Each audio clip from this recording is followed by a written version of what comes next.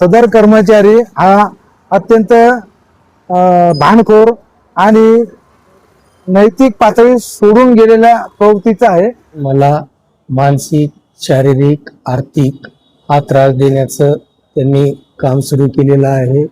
मला येऊन त्यांनी 18 तारखेला मारहाण केलेली आहे। दिंडोरी तालुक्यातील एका शैक्षणिक संस्थेतील उपशिक्षकाने संस्थाचालक प्रवीण चिंतामण महाजन यांच्यासह 2 महिलांविरोधात वणी पोलीस ठाण्यात गंभीर तक्रार दाखल केली आहे।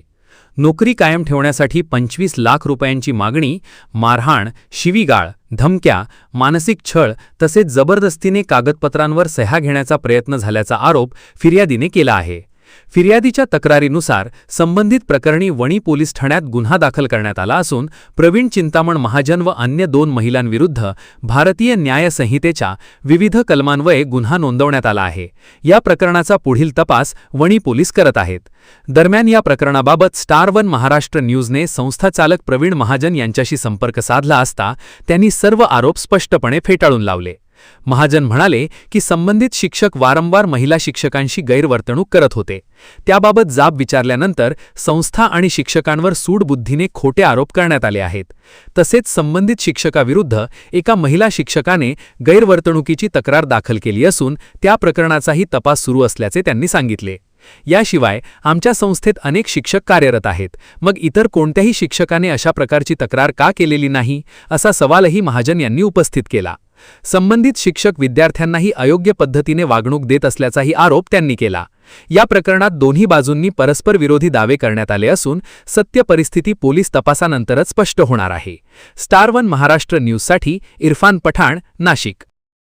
मी सुरेश लालाजी मोरे, महात्मा गांधी माध्यमिक विद्यालय देवठाण या शाळेत गेल्या 26 वर्षापासून कार्यरत आहे। आधीची संस्था यशवंतराव पाटील एज्युकेशन सोसायटी संचलित नाशिक, आत्ताची 2023 पर्यंत ही संस्था होती। 2023 नंतर राजमाता शैक्षणिक सामाजिक सेवा संस्था नाशिक, अध्यक्ष प्रवीण चिंतामण महाजन यांनी ही संस्था घेतली। त्या दिवसापासून मला मानसिक, शारीरिक, आर्थिक हा त्रास देण्याचं त्यांनी काम सुरू केलेलं आहे। जे कोणी सुरेश लालाजी मोरे शासकीय रुग्णालयात उपचार घेत आहे हे मला आपल्याकडूनच ते समजलेलं आहे। सदर कर्मचारी हा अत्यंत भांडखोर आणि नैतिक पातळी सोडून गेलेल्या प्रवृत्तीचा आहे। सुरू केलेला आहे। मला येऊन त्यांनी 18 तारखेला मारहाण केलेली आहे। 12 मार्चला देखील शाळेवर येऊन मारहाण केली। CCTV फुटेज देखील त्यांनी गायब केलेत। त्याच्यानंतर 18 तारखेलाही मारहाण केली। मुलींची तक्रार त्यांनी दिली। मुख्याध्यापिका विजया तानाजी पाटील यांनी मुलींना जवळ करून त्यांचे नावं लिहून त्यांच्या खोट्या सह्या करून पोलीस स्टेशनला त्यांनी माझ्याविषयी तक्रार दिली। पालकांनी ती दुसऱ्या दिवशी जाऊन सांगितलं की मोरे सरांचा इथं काही दोष नाही। मी त्या विद्यार्थ्यांना तिथं ज्ञानदानाचं काम करतोय।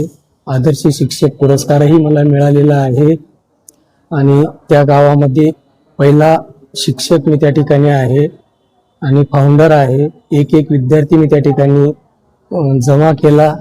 7 वर्ष बिनपगारी होतो।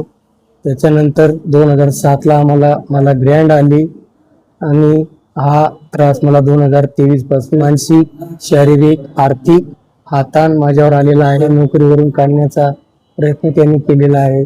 माझी चौकशी देखील चालू आहे। मी त्या चौकशीला सामोरे जाण्यास तयार आहे। खोटे नाटे आरोप करून मला काढण्याचा प्रयत्न त्यांनी केलेला आहे आणि मला नोकरीवरून काढणार हे त्यांनी ठाम निश्चय मुख्याध्यापिका आणि संस्था अध्यक्ष आणि सचिव यांनी ठरवलेलं आहे। तर माझं मला न्याय मिळावा हीच तुमच्याकडनं माझी आता जे कोणी सुरेश लालाजी मोरे शासकीय रुग्णालयात उपचार घेत आहे हे मला आपल्याकडूनच ते समजलेलं आहे। सदर कर्मचारी हा अत्यंत भांडखोर आणि नैतिक पातळी सोडून गेलेल्या प्रवृत्तीचा आहे आणि त्याच्यावर आरोपपत्र दिलेलं आहे। त्याला वेळोवेळी नोटिसा बजावण्यात आलेल्या आहे। त्याबाबत त्याचा कुठलाही समाधानकारक खुलासा अद्यापर्यंत प्राप्त झाला नाही। त्याच्या प्रत्येक पत्राला योग्य ते कायदेशीर उत्तर देण्यात आलेलं आहे आणि त्याच्यावर अंतिम आरोपपत्र सुद्धा त्याला देण्यात आलेलं आहे.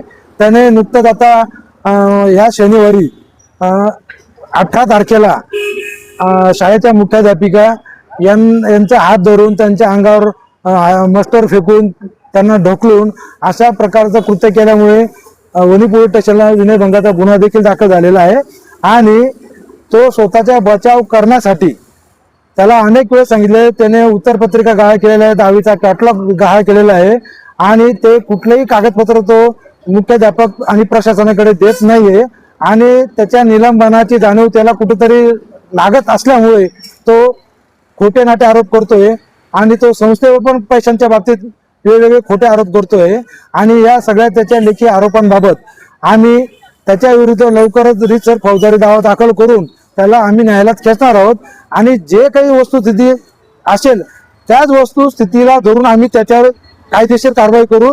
त्याच्यावर कुठल्याही प्रकारचा आम्ही अन्याय करणार नाही. आता मारहाण केली असं जरी त्याने आरोप केलेला आहे, परंतु सदरची तक्रार ही पोलीस ठाण्यात गेलेली आहे. त्यामुळे खरोखरच मारहाण झाली आहे किंवा नाही हे न्यायालय निर्दोष सोडतं का सोडतं यावर न्यायालय जो काही निर्णय देईल तो समोर येईलच.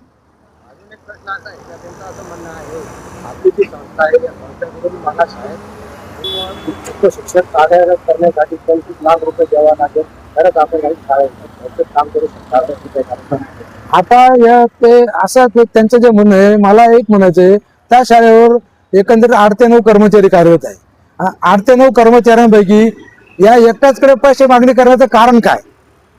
मला तसं गैरकृत्य करायचं राहिलं तर मी 9 जणांकडून पैशाची मागणी करू शकलो असतो आणि त्याची सर्व्हिस पाहता त्याचे 7-8 वर्ष काहीतरी राहिलेले असतील आणि अशा ह्याच्यात तो 25 लाखाचा जो आरोप करतोय तो 25 लाख रुपये तेवढा पेमेंट घेऊ शकत नाही तर तो मला देईल कुठून? माझं प्रवीण चिंतामण महाजन, मी त्या संस्थेचा अध्यक्ष आहे आणि या सगळ्या आरोपांना न्यायालयात योग्य ते उत्तर आणि कागदपत्र सादर केले जाणार आहे आणि त्यांच्यावर आम्ही लवकरच अब्रू नुकसानाचे दावे पण दाखल करणार आहोत आणि याबाबत त्यांनी त्यांची तयारी करावी आणि न्यायालयात जे होईल ते आम्ही समर्थ आहोत बघायला.